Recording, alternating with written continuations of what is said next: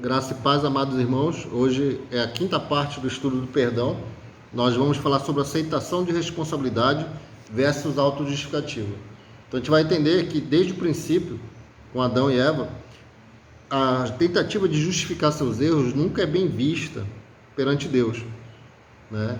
Quem sabe qual seria, se o castigo seria menor, se Adão simplesmente tivesse falado: eu errei, eu dei ouvido a mulher que tu me deste, mas o erro é meu, a responsabilidade é minha.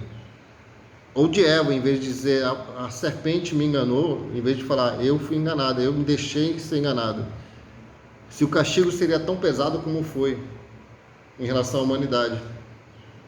Então a gente vê assim que a autojustificativa ela tem uma ligação a dizer que eu não tenho responsabilidades pelos meus atos, porque em Apocalipse está escrito que cada um será colocado na frente do trono, sozinho, sem ninguém, e todas as suas ações serão colocadas perante o Pai. E aí não tem, é fulano, é ciclano. Você vai responder pelos seus erros. Ah, foi influenciado porque você deixou se influenciar, mas errou. E aí que vem outra parte importante, é nós pararmos de deixar de ser crianças, né? Como é que é uma criança? A criança, você vê isso muito no Instagram, vê muito isso no Face, vê no WhatsApp, vídeos rolando de pessoas, por exemplo, gravando as crianças, que elas derrubou uma lata de leite. Aí você vai gravar a criança, pergunta quem derrubou. A criança vai acusar todo mundo, menos ela. E todo mundo aplaude, todo mundo fica rindo, todo mundo compartilha, como se aquela conduta fosse uma conduta boa. Mas aquilo é muito ruim. Nós estamos criando pessoas que no futuro vão errar e vão colocar a culpa nos outros, vão armar para os outros.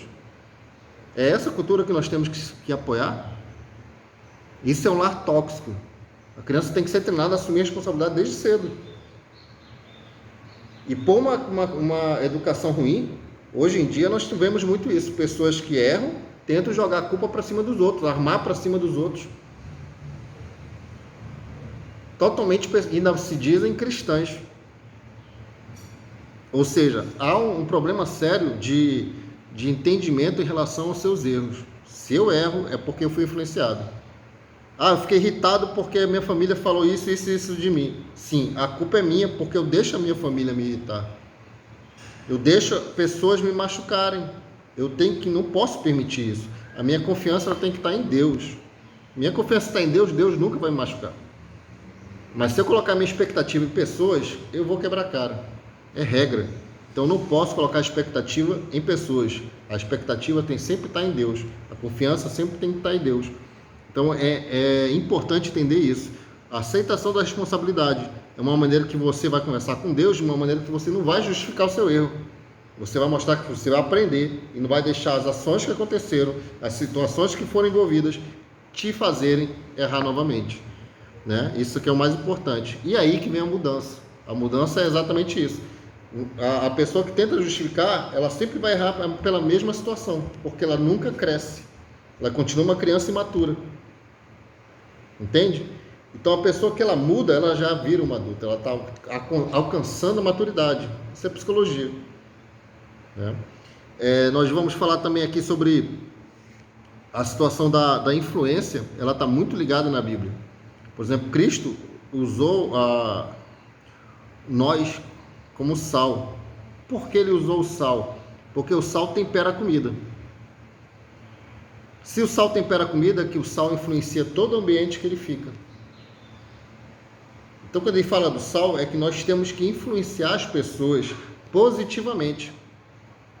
E não as pessoas ruins influenciarem a gente, que somos pessoas boas. Entende o que eu estou dizendo? Jesus está falando que você tem que ser influência e não influenciável. Você tem que agir de acordo com os manuscritos. Então, nós vamos falar aqui das Escrituras. Basicamente, eu vou apresentar para vocês uma Bíblia que eu amo. Ela é NVT, não sei se vocês já ouviram falar. É Nova Versão Transformadora. É do Charles Haddon Spurgeon. É um grande pregador do século XVIII, né, protestante. Os sermões dele são maravilhosos. Eu amo ler os sermões do Spurgeon. E a Bíblia dele começou a ser traduzida em 2010, essa Bíblia aqui que eu vou ler para vocês. Então, se vocês procurarem, por exemplo, o Evangelho de Mateus, capítulo 5, versículo 13, vocês vão ler uma coisa um pouco diferente. Contudo, a essência do que está querendo ser dito está perfeito aqui. Por isso que eu escolhi essa Bíblia para passar para vocês. E o título é Ensino sobre o Sal e a Luz. No versículo 13 diz assim: vocês são o sal da terra, mas se o sal perder o sabor, para que servirá? Exatamente isso que a gente está conversando. Se você é o sal da terra, você influencia pessoas para o bem. Mas se você perde o sabor, significa que você não consegue mais o quê? Influenciar. Resultado, você é influenciado. Ou você influencia ou você é influenciado. Então você pode perder o sabor. E é perigoso você perder o sabor. Você ser influenciado pelas pessoas. Porque o que diz em seguida?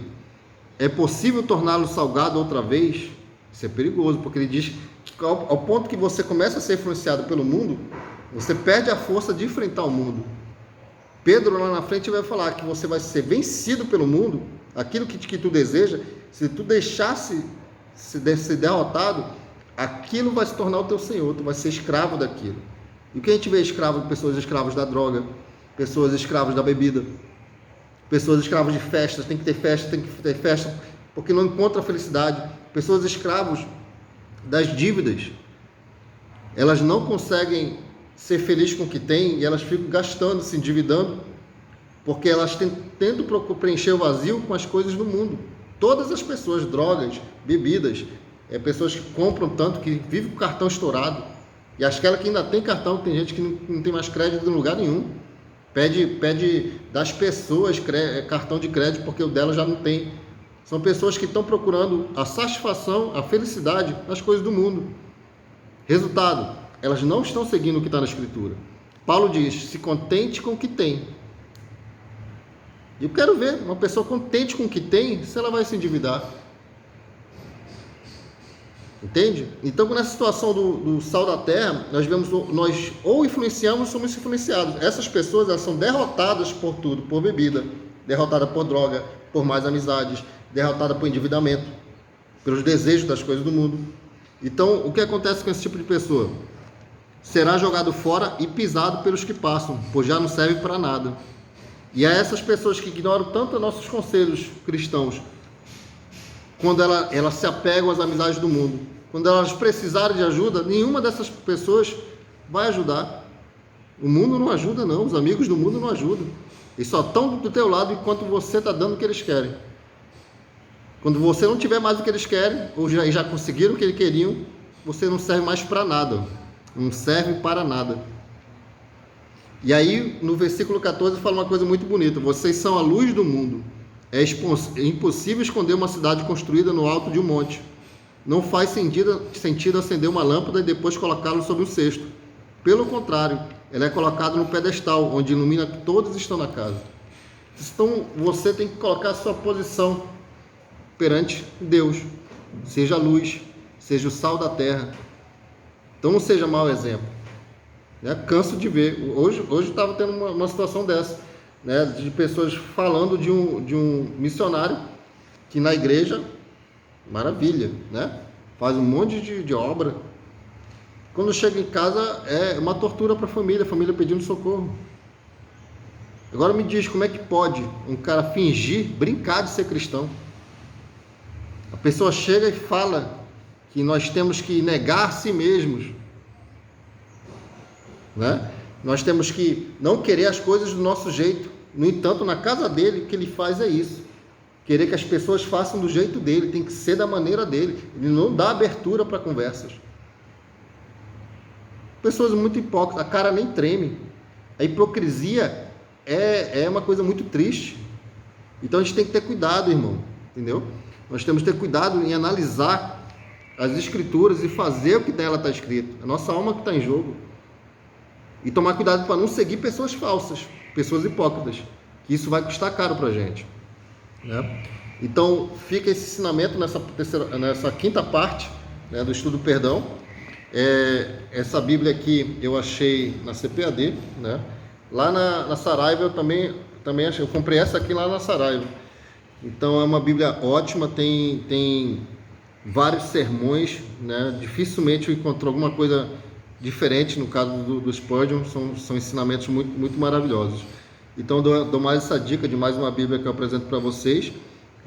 Daqui a 3 dias eu faço o estudo 6, para nós detalharmos desmiuçadamente o assunto perdão.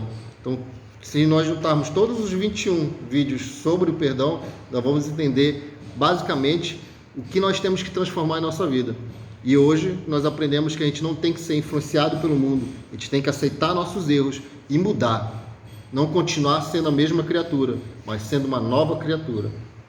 Amém, irmãos? Então, que a paz do Senhor permaneça convosco, que vocês tenham uma semana abençoada e que Jesus Cristo continue habitando em nossos corações para todo sempre, com o Espírito Santo. Amém.